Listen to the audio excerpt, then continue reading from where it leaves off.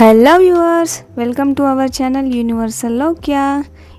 ఈరోజు నేను మీకోసం కాల్షియం ఎక్కువగా ఉండే పిల్లల ఎదుగుదలకు ఉపయోగపడే ఒక మంచి రెసిపీతో నేను మీ ముందుకు వచ్చేసాను. దీంట్లో ఐరన్, ప్రోటీన్, ఫైబర్ ఉండడం వల్ల ఇది కాన్స్టిపేషన్ ప్రాబ్లం కూడా రాకుండా ఉంచుతుంది. అలాగే మన గట్ హెల్త్ని కూడా ఇంప్రూవ్ చేస్తుంది. ఇది పిల్లలకి చాలా హెల్తీ అండి. ఇది ఒక్క పిండితోనే 3 రెసిపీస్ చేసుకోవచ్చు. అది ఎలాగో చూసేద్దాం రండి. ఒక గిన్నెలో 1 కప్పు రాగులు తీసుకోండి. మనం ఏ కప్పుతోనైతే మెజర్ చేస్తున్నామో అన్నింటికి అదే కప్పు వాడండి. అందులోనే 1 కప్పు రైస్ కూడా వేసుకొని 2-3 టైమ్స్ నీట్గా కడిగేసుకోండి. బాగా డస్ట్ ఉంటుంది రాగులకి. ఇప్పుడు ఇందులో ఇవి నానేంత వరకు నీళ్లు పోసుకొని పక్కన పెట్టేసుకోండి. నెక్స్ట్ తర్వాత ఇంకొక గిన్నెలో 1 కప్పు మినపప్పు తీసుకోండి. ఇప్పుడు 1 టీ స్పూన్ మెంతులు, 1 టేబుల్ స్పూన్ శనగపప్పు వేసుకోండి. ఇప్పుడు దీన్ని కూడా నీట్గా కడిగేసి మునిగేంత వరకు నీళ్ళు పోసి వీటిని 7 to 8 అవర్స్ నాననివ్వండి. 8 అవర్స్ తర్వాత ఇప్పుడు పిండిని గ్రైండ్ చేసుకుందాము. దానికోసం ముందు 3 టేబుల్ స్పూన్స్ అటుకుల్ని కడిగి కొన్ని నీళ్ళు పోసుకొని పక్కన ఉంచుకోవాలి. ఇప్పుడు మిక్సీ జార్లో మనం నానబెట్టుకున్న మినపప్పు అలాగే అటుకులు కూడా వేసుకొని మెత్తగా మిక్సీ చేయండి. కొంచెం వాటర్ కూడా యాడ్ చేసుకోండి. దీంట్లో ఇలా స్మూత్ పేస్ట్ అయ్యేంత వరకు మిక్సీ చేసుకొని ఒక గిన్నెలో వేసుకోండి. మళ్ళీ ఇదే మిక్సీ జార్లో మనం నానబెట్టుకున్న రాగులు, బియ్యం కొద్దిగా వేసుకొని కొద్దిగా బరకగా మిక్సీ చేసుకోండి.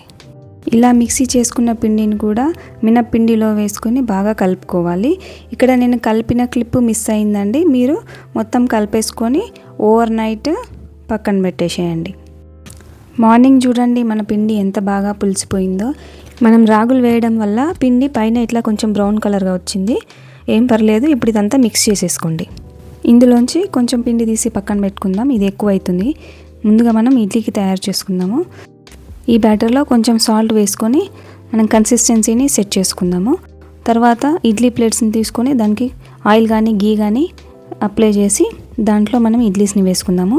నేను ఈ ఇడ్లీని రైస్ కుక్కర్లో చేస్తున్నానండి. నాకు రైస్ కుక్కర్లో ఇడ్లీ ప్లేట్స్ సెట్ అయిపోతాయి. సో టైం కూడా సేవ్ అవుతుంది. సో ఇడ్లీ పెట్టేటప్పుడు ఇట్లా ఒక ప్లేట్ మీద ఇంకొక ప్లేట్ పెట్టినప్పుడు ఇట్లా సెట్ చేసి పెట్టుకోండి. అప్పుడు మనం ఇడ్లీ ఉడికిన తర్వాత పొంగుతుంది కదా, పైనున్న ప్లేట్కి అంటుకోకుండా ఉంటుంది. ఇది ఒక 15 మినిట్స్ పాటు స్టీమ్ చేసుకోండి. ఇప్పుడు తీసి చూడండి ఎంత పర్ఫెక్ట్గా వచ్చినాయో. అంతే, మన హెల్తీ అండ్ సాఫ్ట్ టేస్టీ రాగి ఇడ్లీ రెడీ అయిపోయిందండి. దీనికి కాంబినేషన్గా చట్నీ నేను వీడియో లాస్ట్లో చూపిస్తాను.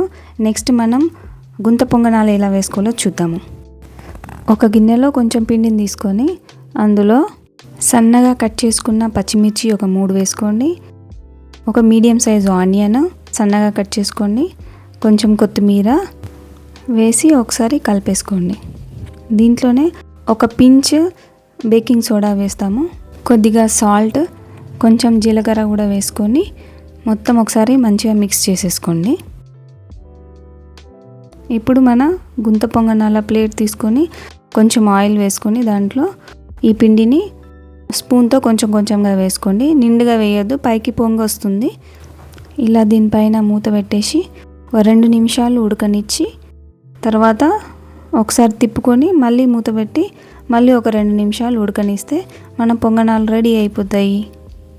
చూడండి ఎంత బాగున్నాయో. ఇవి చూడడానికి కొంచెం నల్లగా అనిపిస్తాయి, ఎందుకంటే మనం రాగి పిండితో చేస్తున్నాం కదా. సో ఇప్పుడు దోశ ఎట్లా వేసుకోవాలో చూపిస్తాను రండి. ఇంకొక గిన్నెలో కొంచెం పిండి వేసుకొని దీంట్లో కొంచెం సాల్ట్ వేసుకొని కొన్ని నీళ్లు పోసుకొని కన్సిస్టెన్సీని అడ్జస్ట్ చేసుకోండి. స్టవ్ మీద ప్యాన్ పెట్టుకొని కొంచెం ఆనియన్తో గ్రీస్ చేసి మనం దోశ వేసుకుందాము. ఈ దోశ బాగా పల్చగా వేయొద్దు, ఎందుకంటే మనం ఇడ్లీ పిండి కొంచెం కోర్స్గా పట్టినాం కదా. పల్చగా వేస్తే దోశ సరిగా రాదు. చూడండి ఎంత పర్ఫెక్ట్ కలర్లో, మంచి గోల్డెన్ కలర్లో మన దోశలు రెడీ అయిపోయినాయి. ఇప్పుడు మనం నెక్స్ట్ చట్నీ ఎలా చేసుకోవాలో చూద్దాము. చట్నీ కోసం 1/2 కప్పు పల్లీలను వేసుకొని డ్రై రోస్ట్ చేసుకొని తీసుకోండి. ఇందులోనే ఒక 7-8 పచ్చిమిర్చిని కూడా డ్రై రోస్ట్ చేసుకోండి.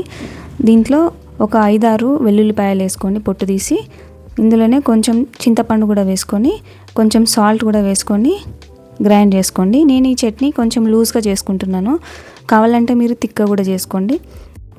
ఆయిల్లో ఆవాలు, కొంచెం జీలకర్ర వేసుకొని ఇందులోనే కొంచెం కరివేపాకు, కొంచెం పసుపు కూడా వేసుకొని చట్నీని పోపెట్టేసుకుందాం. అంతే అండి, మన చట్నీతో పాటు 3 రకాల బ్రేక్ఫాస్ట్లు కూడా అయిపోయినాయి. ఈ వీడియో మీకు నచ్చిందని అనుకుంటున్నా. సో డెఫినెట్గా నా ఛానల్ని సబ్స్క్రైబ్ చేసుకోండి, లైక్ కమెంట్ చేయడం మాత్రం మర్చిపోకండి. అలాగే మీ ఫ్రెండ్స్ అండ్ ఫ్యామిలీకి షేర్ చేయండి. Thank you for watching.